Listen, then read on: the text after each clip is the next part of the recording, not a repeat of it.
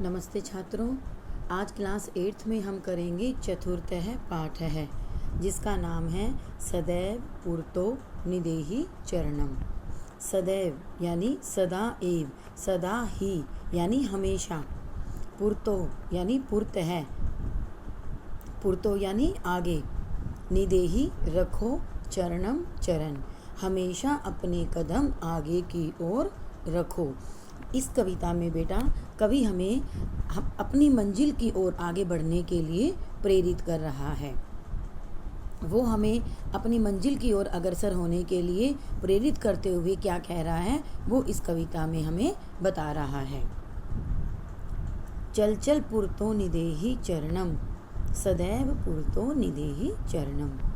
चल चल चलो चलो, पुरतो आगे, निदेहि रखो, चरणम चरणम, चरणम यानी कदम।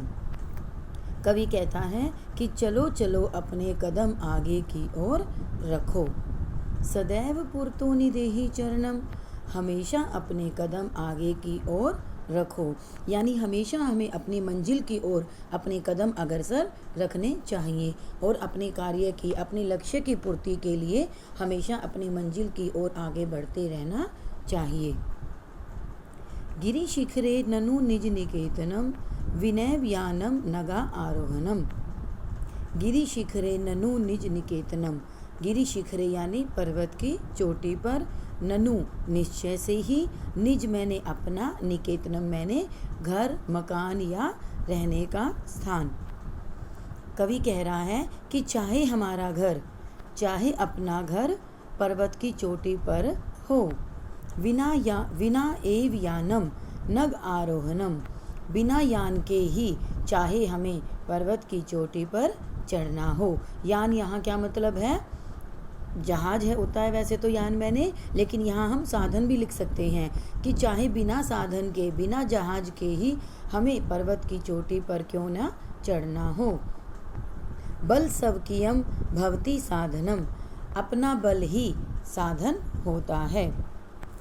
स्वकीयम अपना, भवति होता है, साधनम साधन, अपना बल ही साधन होता है। यानी इस स्टैंजा में कवि हमें क्या समझा रहा है कि चाहे हमारा घर पर्वत की चोटी पर ही क्यों न हो और हमारे पास वहाँ जाने का साधन भी क्यों न हो, हमें अपने बल को ही साधन बनाकर अपनी मंजिल तक पहुँचना चाहिए।